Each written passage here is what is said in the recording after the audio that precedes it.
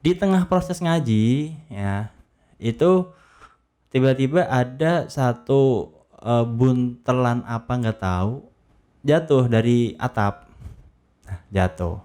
Setelah jatuh, ya waktu itu sih si ibu ini berpikir kayaknya ini nih yang menjadikan warung itu tidak ada yang datang. Orang menganggap dia tutup gitu kan, padahal dia buka gitu.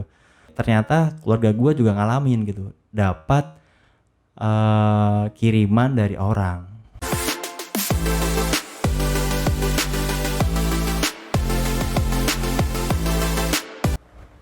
Assalamualaikum warahmatullahi wabarakatuh. Apa kabar sobat NPC dimanapun berada? Semoga selalu dalam keadaan sehat walafiat. Jumpa lagi dengan gua L di channel Mereka Punya Cerita. Oke, di video kali ini gua mau bercerita tentang fenomena yang terjadi, yang dialami oleh pasien dari bini gua. Karena bini gua kerja di klinik BPJS, prakteknya pagi. Biasanya si pasien ini tuh sore periksanya gitu kan. Karena bini gua pagi gak pernah ketemu udah lama, kemarin kunjungan pagi akhirnya ngobrol-ngobrol. Nah akhirnya ada sebuah curhatan dari pasien. Sebenarnya pasien banyak banget guys yang curhat ke bini gua guys. Jadi alhamdulillah tuh banyak banget pasien yang cocok dengan bini gua. Bahkan ada yang bilang kalau dokternya bukan bini gua, misalnya lagi absen gitu, besoknya datang lagi cuman untuk ketemu bini gua. Untuk curhat ya, untuk sekedar apa namanya, pokoknya kangen pengen ngobrol gitu kan. Ada aja yang nggak sakit, ada yang butuh izin gitu kan. Tapi bini gua ya kalau misalnya dia memang layak dapat izin diizinkan, tapi kalau nggak layak ya nggak mungkin diizinkan, karena kan kasihan perusahaan ngegaji karyawan yang dia sebenarnya nggak kerja karena dia nggak sakit gitu kan. Nah ini juga teguran buat teman-teman yang kerja di pabrik BPJS, nggak sakit minta izin. Kalian tuh eh, gua gua pikir itu uang yang kalian dapat tuh subhat guys, karena kalian nggak kerja, nggak sakit, nggak uzur, tapi dapat gaji. Ya oke, kembali ke topik. Jadi bini gue ini dicurhatin sama pasien. Singkatnya, pasien ini punya usaha bikinin warung soto untuk istrinya gitu kan. Dimodalin kalau nggak salah tuh 20 juta buat kontrak, buat apa namanya, renov, buat memenuhin perlengkapan dan lain sebagainya. Nah ceritanya dia itu sudah jualan 3 bulan, itu ramai guys. Sehari itu bisa mengantongin uang 500.000 katanya.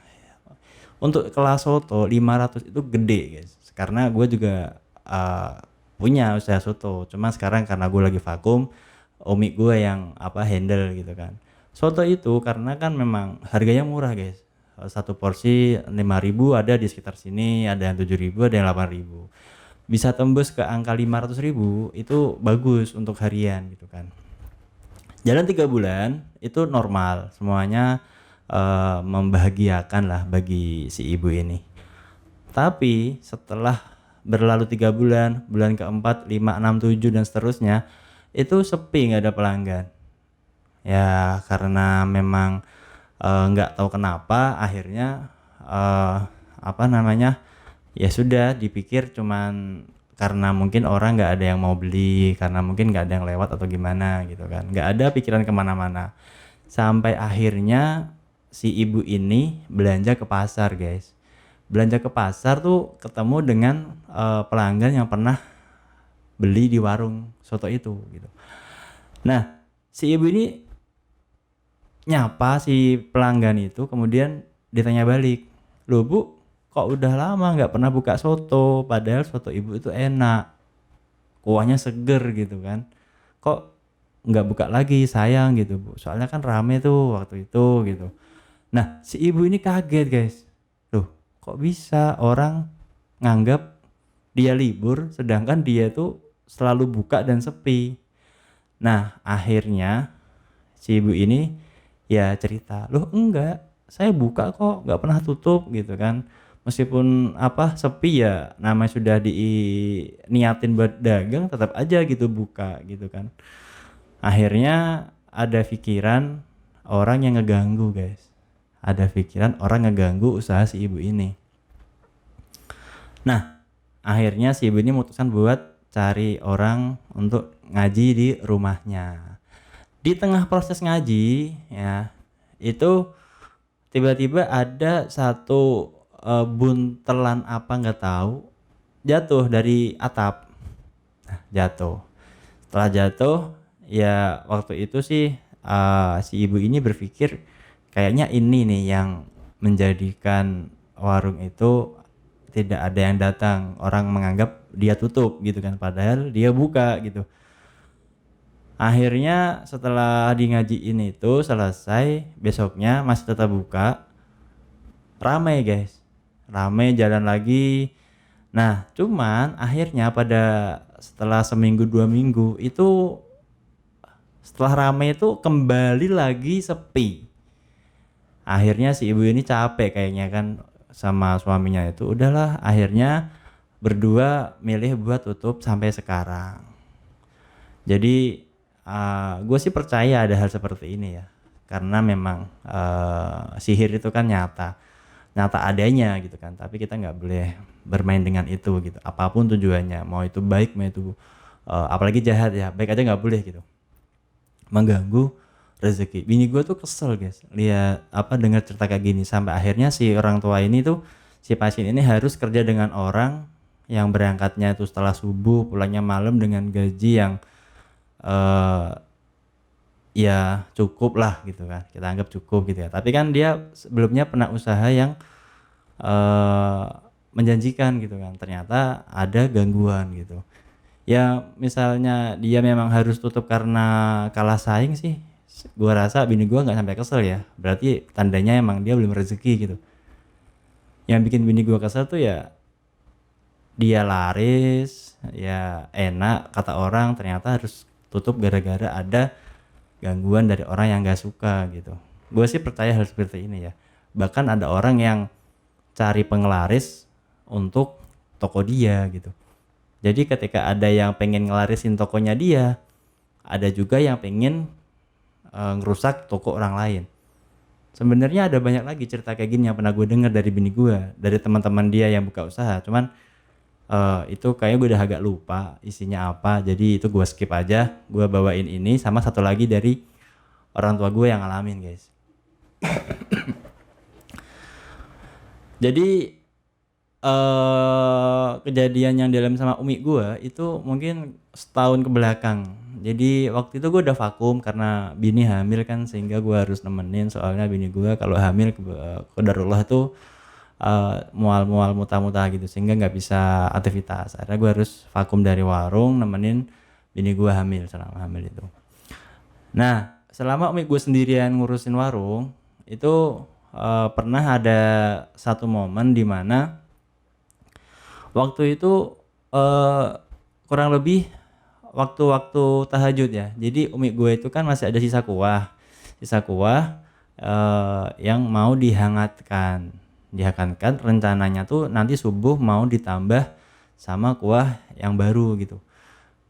Nah karena kan soto itu termasuk kuahnya kan bumbu ya guys ya, jadi ketika bumbu itu masih baru sehari itu merasa layak untuk dilanjut ya dilanjut gitu, ditambah bumbu rempah yang baru dan kaldu yang baru gitu kan. Nah waktu itu umi gue ngerasa kuah ini masih bagus.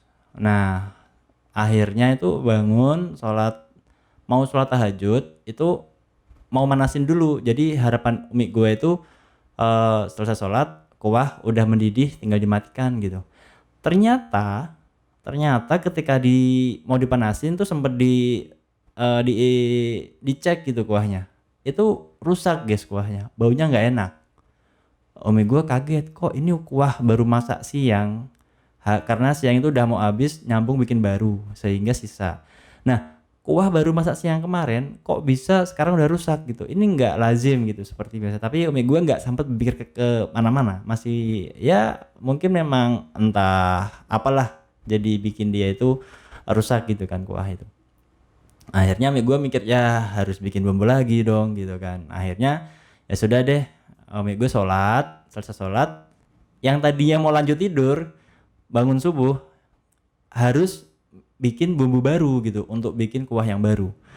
Nah, alhamdulillahnya guys, ini cerita ini gue kaget langsung merinding gue guys. Gue kaget sampai ternyata keluarga gue juga ngalamin gitu, dapat kiriman dari orang. Selesai sholat, ibu gua tuh ngecek lagi kuah, ya mau dibuang lah gitu lah. Tapi sebelum dibuang itu entah kenapa ibu gua itu langsung eh, dicek lagi gitu kuahnya. Dicek kuahnya kok udah kembali apa ya? Kembali baik, sehat lagi lah kalau orang sakit lah. Tadi sakit kuahnya. Tadi kuahnya nggak enak. Jadi kuahnya tuh udah basi gitu. Begitu dicek lagi sama mami gua, loh kok udah balik lagi normal gitu kan, udah enak gitu. Akhirnya umi gue berkesimpulan sepertinya emang ini ada yang nggak suka dengan usaha dari usaha umi gue gitu kan. Akhirnya ya alhamdulillah umi gue tetap bikin bumbu cuman untuk nambah kuah aja, tapi pada akhirnya kuah yang tadi sih bagus dirusak sama orang kembali bagus ya karena apa namanya, habis sholat ya, gue yakin habis sholat. Cuman umi gue tuh nggak ngerasa ada gangguan. Umi gue nggak doa kalau tolong apa namanya hilangkan gangguan, karena emang nggak berpikir ke sana guys. Kita tuh nggak pernah ada urusan dengan dukun dan nggak berpikir bakal ada yang ngedukunin kita. Jadi kita lempeng-lempeng aja gitu ya. Umi gue sholat seperti biasa, doa seperti biasa untuk anaknya, untuk usahanya, tapi nggak berpikir kalau ada gangguan dari luar gitu. Tapi alhamdulillah umi gue sholat, akhirnya hal-hal yang sifatnya gangguan itu hilang. Kuah yang tadi udah mau dibuang sama mami gue alhamdulillah bisa digunakan lagi, ditambah lagi. Yang jelas apa namanya, bumbu-bumbu yang digunakan sama orang tua gue itu ketika mau dagang soto itu kita nggak akan memakai barang yang jelek. Kalau udah rusak ya kita ganti, nggak akan kita paksakan untuk apa namanya untuk dipakai gitu, karena tolak ukur kita buat dagang adalah berkah gitu kan. Kita nggak cuma nyari yang melimpah gitu. Ya ini juga gua note buat nanti yang nonton, kalau misalnya kalian apa ada yang kalian kenal menjalankan bisnis dengan cara yang nggak baik, ya tolong ditegur lah, karena emang kita hidup itu cuman sementara gitu ya. Ini nasihat baik ya, bukan gue suci atau apalah gitu. Gue juga masih banyak salah kalau misalnya mau di absen. Tapi tetap ini biar jadikan nasihat lah buat kita semua. Jadi kalau mau bisnis tuh ya jangan bersaing dengan cara yang jelek lah. Kalau misalnya jatuhin rezeki orang lain juga tuh dosa kan. Orang lain yang sudah usaha sampai modal 20 juta yang pasien bini gue tadi, sampai akhirnya dia harus tutup. Ya kalau dia harus menjalani hidup seperti ini sih hikmahnya ya mungkin dia dapat pahala sabar gitu, karena sudah apa namanya sudah menjalani takdir Allah seperti yang ditentukan gitu. Dia sabar ya, meskipun dia ada keluhan ya itu insya Allah nggak akan sia-sia gitu. Dia akan tetap mendapatkan pahala sabar. Tapi tetap ya nggak baik lah seperti itu ya. Kalau emang lu ngerasa lu nggak mampu bersaing ya inovasi gitu. Cari apa namanya, terobosan lah, mungkin perlu dievaluasi bumbunya atau apalah gitu. Oke, segitu aja konten kali ini, karena itu cerita hangat kemarin gue denger. Sebenarnya ada cerita lain yang mau gue angkat tapi kegeser sama yang ini dulu, karena ini masih hangat, mumpung gue masih inget gitu kan. Takutnya gue ntar lupa, kehabisan bahan kan sayang gitu. Oke, itu dulu video kali ini. Pokoknya usaha yang berkah ya guys, jangan cuma sekedar pengen melimpah, karena itu nanti akan menabrak koridor-koridor syar'i khawatirnya. Oke, sampai jumpa di video berikutnya. Wassalamualaikum warahmatullahi wabarakatuh.